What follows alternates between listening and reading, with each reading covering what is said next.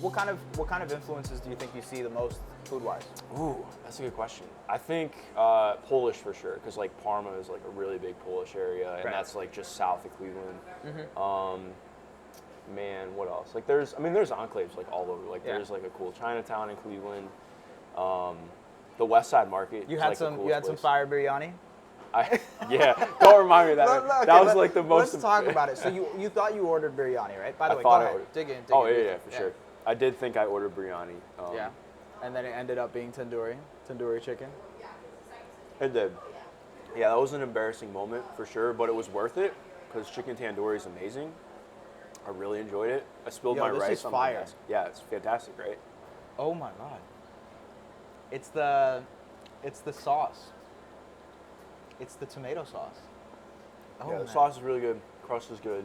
I think they have the right crust density too. Like you don't want to get something too thin, you don't want to get something too thick. So it's perfect. What's your I remember, I'm gonna do this in a second. Actually, let's do this right now. Okay. Mark, you were famous for your takes. Unfortunately. Yeah. First of all, actually before I do this, what's the reasoning behind like just like throwing the food takes out there sometimes? Yeah. Honestly, like I do have weird preferences. So like I mentioned I boxed, like I weight cut like extensively for that. So I weigh like 180, 185 right now. Fought at 152.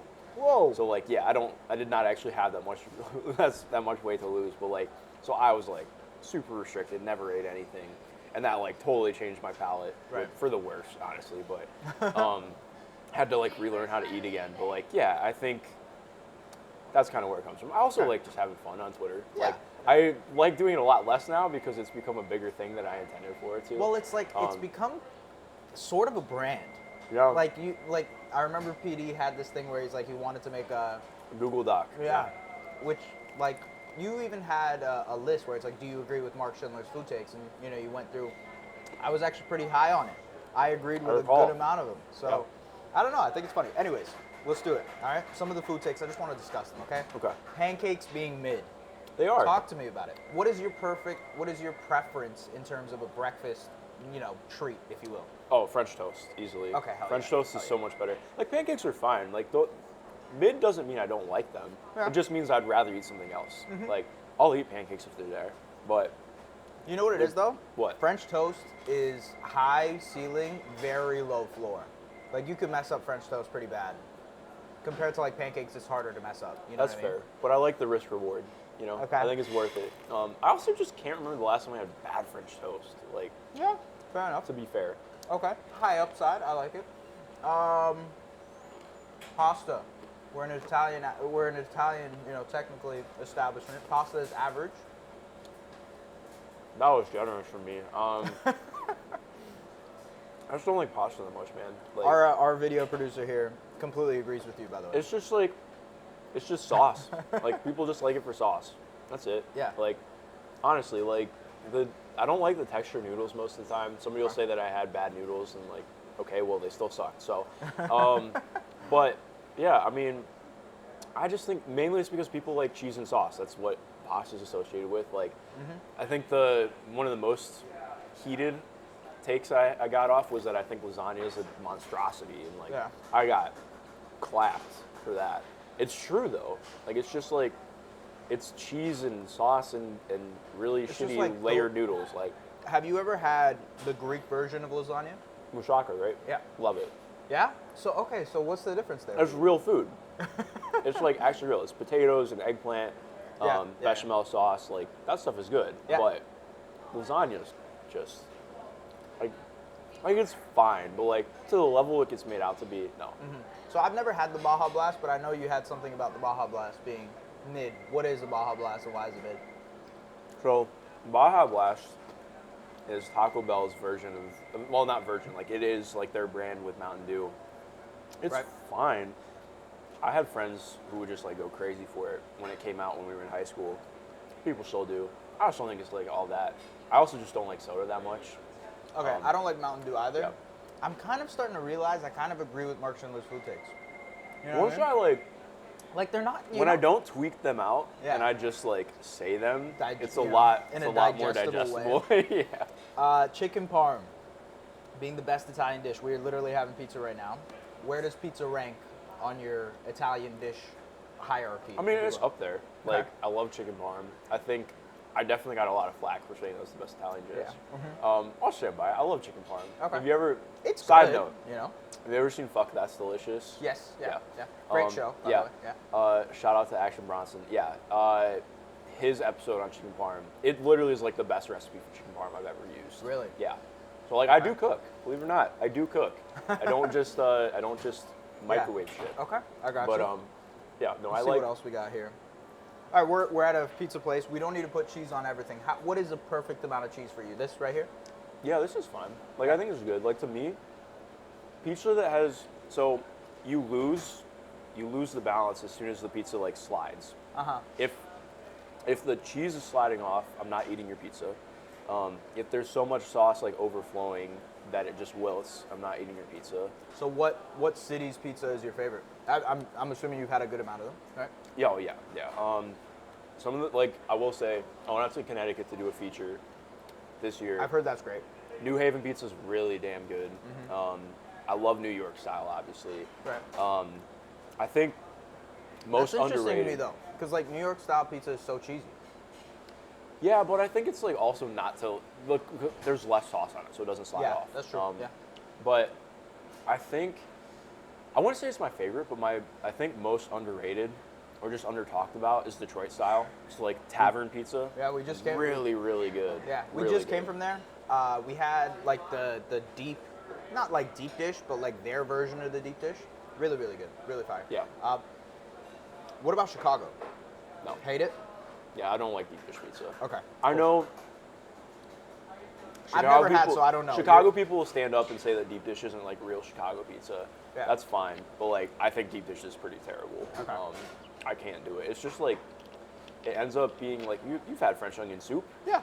That's kind of what it is. It's like a bread bowl French onion soup.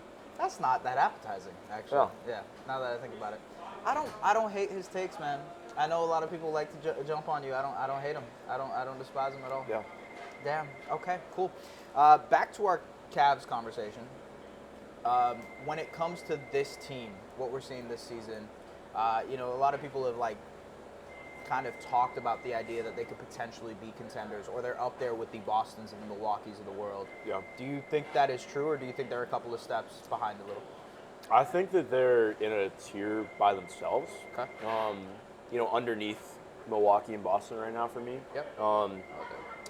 It's interesting. I feel like it's going to depend what they do this year. I think that there's room to make a trade. Karras hasn't quite looked right coming off the bench. I think he's done a lot to try and sell out and be good in his role, but also he just doesn't excel at the things that they kind of need from him. Yeah.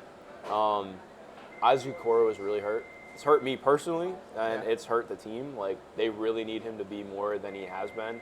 I think he's had some good glimpses the last couple games, but it's just really hard when he's not hitting shots. And even then, like, they need him to be able to finish. It's more like they need a wing who can – it doesn't even have to be someone who creates. Like, they just need somebody who can move the ball, who can attack closeouts, and can be big and in the way on defense. Yeah. Like, they really lack that right now. I think, like, part of that, to be fair, like, Dean Wade is a very good player. But also, I think they would probably tell you that they don't want to rely on him as much as they do. Like, I think that they really need somebody who can be a full-time three for them that fills in. That's the thing that I think that they're lacking most. And a more competent backup big. Like, Robin Lopez is good, but I think he still has limitations, especially at this age. Right. And you really see this year without Jared Allen, they totally miss him. Like, part of what makes the Cavs so effective is their big-to-big passing. Like, I would actually say the best passing connection on the team is Evan and Jarrett between one another. The high post pick and roll that they do is so fun every time. The offense really falls apart without having both of them on the court, just by virtue of, like, it's so hard for teams to effectively play against two guys who have, like, touch finishing ability, who can drive a little bit, who can really pass, and who are 7 feet tall. Like, that's just really hard to defend. Who do you think the ceiling of this team, I guess this current iteration of the team, relies on the most?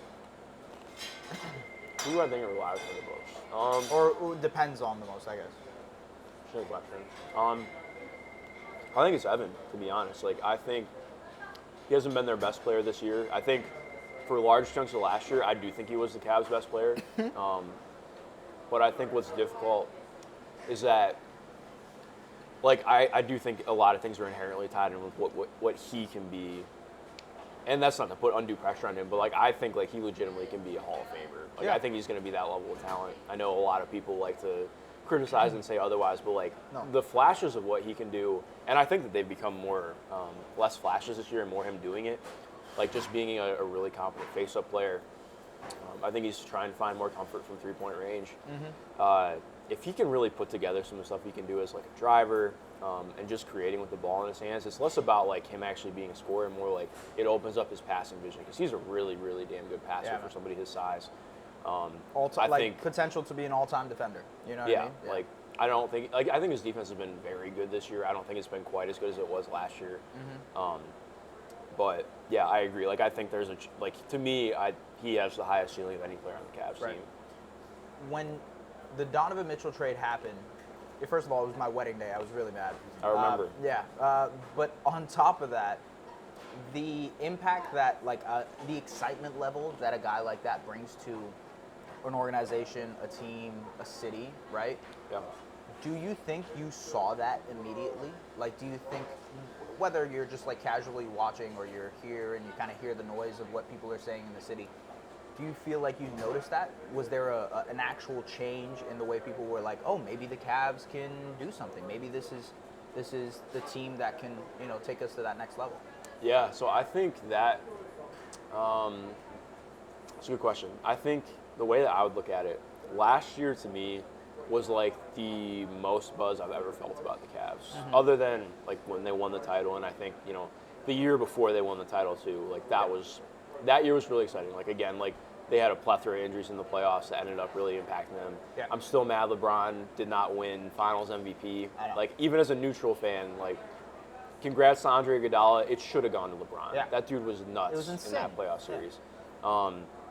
But yeah, like last year again, like I think towards the end of last year, and especially like beginning of last year too, but like I think end of last year when you start to see Evan do more, and then when the trade happens, I think that's like this last 6 months to me is like the most buzz that there's been about the Cavs without LeBron here. Yeah. In my lifetime at least. Right. And that's been, to me, that's what makes it. Is that strange to you? Like, does that feel weird? That like. I think it does, because like just like knowing that I'm older now is weird, but also like thinking about how long LeBron was here is kind of wild to think about too. Like he just was kind of the Cavs for a decade and a half almost, which is wild to think about. But I think it also makes it that much more exciting for where they're headed, because they're showing that they can build something competent without him. And obviously it's not the same as him being here. That was a guaranteed finals team for 5 years. That's pretty incredible. But it feels like there's no guarantee, especially like in this climate of the NBA. There's really no guarantee. I mean, the East is like the most competitive it's been that I can remember. So do you, like we talk about it, there's the silly rumors. Last year with LeBron, he was really putting pressure on the Lakers to do something, and he was kind of, playing this cat and mouse game with the Cavs, like, oh, I'd love to do a reunion. Do you think there's would there still be an opening? Do you think there's a possibility of him when he's 40 years old, doing a reunion, coming back? And do you think that even makes sense? Would that be something that makes sense for this current team? It's interesting, man. I don't know. Like, I mean, I think that there'd always be room for him to quote unquote come back. I think in what capacity would be interesting. I don't want to be somebody who's too reactionary in the moment, but I think this is like the most concerned I've been about what LeBron is looking like.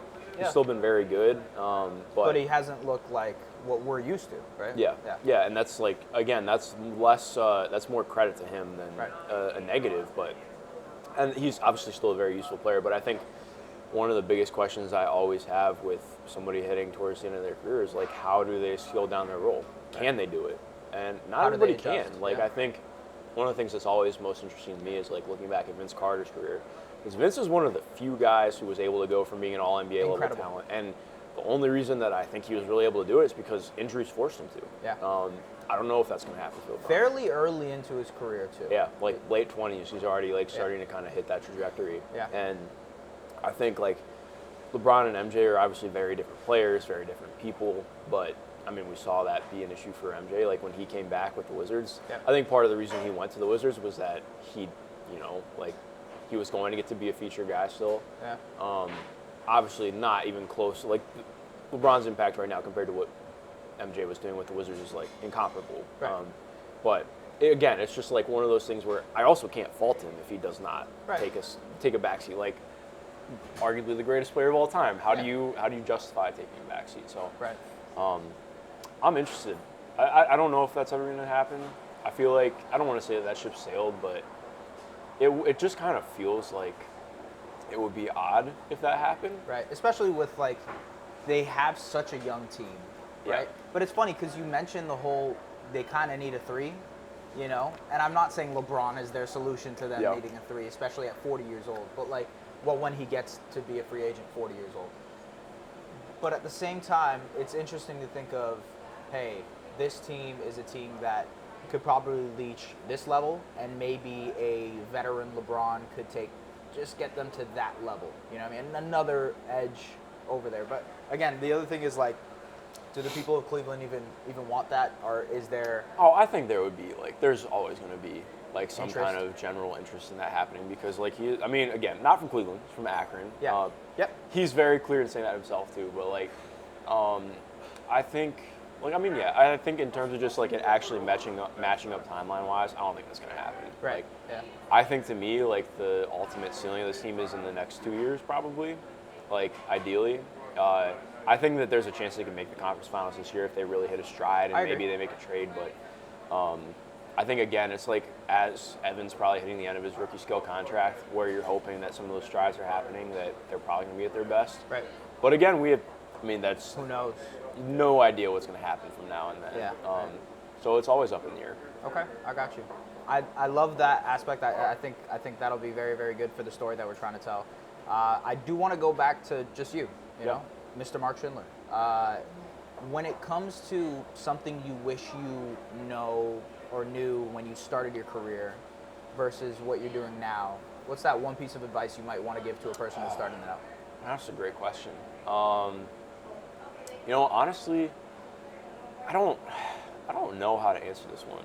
It's fair. It's like, and I'm putting you on the spot. No, with it, so you're I don't good. mean to, I think,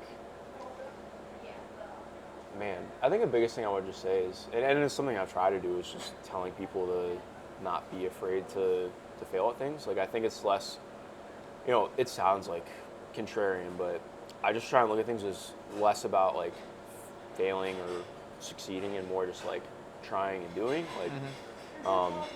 Like, I used to really get held up in writing articles, and I still do sometimes. But like, part of the reason I was really able to up my volume and how much I write in the last year or so is just telling myself, all right, I just need to write it. Like, the best written thing is something that's actually written. You know, like you're only going to get better at something if you actually keep trying and doing things. And I think especially in media, like there's a tendency to be like, oh, well, it has to be like the very best thing possible. And I think there's got to be a balance because every single thing you can't do can't be the best thing you've ever done. Like it's just not possible. It's not feasible. It's not how things work. Also, it's subjective. Like you don't get to decide how things are received by people. I think like something I wrote last year, I wrote something about Cade and his improvements, I think in January. I wrote it in like 2 hours because I was like on deadline. Something that I had been working on kind of fell through. And I was like, I'll just write about Cade, get this in for my 10 o'clock. And it ended up being like one of the most engaged things I wrote last year. And I just remember being like, what the fuck? Like this is like, why? Like that's confusing to me. And then something that I spent like, probably a week working on was like, it like ended up getting like a fine amount of engagement, but like, and it's obviously like not just supposed to be. You never know which ones are gonna hit though. That's also part of the thing. It's like you gotta put yourself out there to be able to know what works and what doesn't. I think you do a really great job at that. Thank you. I want to talk about the fact that you have become so invested in the women's game as well, because the WNBA is a huge part of your career, huge part of what you cover. I guess the why is very clear to me, why that is important to you, but what is it about the women's game that kind of people should know more about, or people that may not be as interested in the game right now, why should they tune in to watch women's basketball, the WNBA, whatever you want to call it? I think the biggest thing, and I don't mean this as like a clap back at you, but it's just basketball. Like Yeah. I always just think that's the biggest way to look at it. I think it's one of the things where I have really tried to sit back and be somebody who listens more than somebody who talks when I'm getting into a new space. Like I think transitioning into covering women's basketball was really different for me because like I went in when I took the job working for the WNBA. I was just like, all right, I'll just do like player breakdowns and like doing analysis stuff, things like that. And then I got opportunities to really become more of a reporter and like a feature writer. And it was something I was like very not interested in doing at first. And then I took the opportunity to do it because I was like, all right, let's just see how it goes. And I love it. And I think part of the reason I love it is trying to marry the two things that matter most to me, and that's being a truthful and honest person in what I'm doing and the people I'm covering, and then also just like doing a good job and covering things. And I think to me, it's just the way I continue to look at it is more like I need to invest now in what I think the WNBA is and can be, because to me, what I get most frustrated with, I think that there's a general, and not obviously not from you, not from people who I would consider my friends, but like I think just there's a general consensus thing to be like, well, there will be investment in it when it's like worth investing in, and I think that's just such a backwards way of thinking because you can never build something up to be quote unquote like replicable business model if you don't treat it like something that's worth investing in. Right. And I think what's difficult in that is, and this is getting very nitty gritty, but like I do a ton of stuff in like player development and scouting. Like I've consulted on things before with the draft, and like I think I look at this in terms of you have to look at it in a 10 years forward thing. So like where I grew up in Olmsted Falls, I'll be blatantly honest, like the women's teams never got the kind of support and funding that the men's teams did. Right. The men's team always had first pick of facilities, first pick of scheduled games. Like it was that's not just where you're from. And that's just that's everywhere in the U.S. for the most part. And I think to me that's the thing that I look back on and see like, okay, well, when people will look at me like, oh, well, like the talent base and this and that. I think there is a real point in saying like the talent base needs to grow for the WNBA. Mm-hmm. We can't do that unless like one of the again, we're bouncing all over the place, but like one of the first real projects I did in basketball, I went and I interviewed like 6 or 7 area coaches in Toledo who coach high school and like talking about what they think has grown the most in the game. And this was like probably 2018, 2019. Mm-hmm. And all of them are talking about the proliferation of like all of their guys are handling the ball now. All of their guys are learning how to shoot. All their guys are learning how to pass, when that is clearly not what was happening, a decade ago. Yeah. And that's because that's what they grew up watching. They grew up watching Steph Curry and the Warriors. They grew up watching the beautiful game Spurs, like seeing those teams that start to show like 5 out and everybody being able to do a little bit of everything. And so to me, I think of that and I transcend that right to the women's game. Okay, if we don't have women's basketball on, with the same kind of effort and coverage, with the same kind of scheduling and coverage, with the same kind of broadcasting and coverage, and if we don't project it in a way that makes it so it can be equal, then it's never going to be. Yeah. Like we have to actually treat it like that. And I think there's been a ton of progress made in that, though. Yeah, no, there has. Especially like in the last couple of seasons, there's like they're hitting record numbers for games viewed, social media, merchandise, whatever. Right? There is this momentum building in a lot of ways. Yeah, for sure. And I think what's difficult though is that in some ways I think it could be a lot better. Right. And I think a lot's going to depend on how things turn over in the new media deal, which is going to be in a year or two. Yeah. But again, like I think it's all about an expansion team in Toronto. Yeah, eventually. We've got to figure things out with travel first before that. But yeah, absolutely. But yeah, I think again, it's just you got to show young girls now that like it's okay to be encouraged to play sports. Like I think again, like where I grew up, like I think again, just traditionally, boys are way more encouraged to continue playing sports. It's more funded. There's just a lot more put into it. Yeah. It's a lot harder to make it as a professional athlete as well, just based on the way that things are actually projected and set up, how we grow up. Yeah. The first question is more about Twitter. And yeah. NBA discourse and the way it works right now. I know you mentioned before off air that we were kind of, discourse is kind of at a weird level right now. Yeah. What is your, I guess, general thoughts and opinions on how you deal with social media yourself and what it looks like on a day-to-day basis for you? Yeah, that's something that I'll be completely transparent. I'm talking to that with my therapist tomorrow because I'm trying to figure that out more. Fair. And you don't have to dive into it if you don't Yeah, want to. no, you're good. Like, I don't know. Like, I think it's like, social media is a big reason why I've excelled in my career and gotten to where I'm at.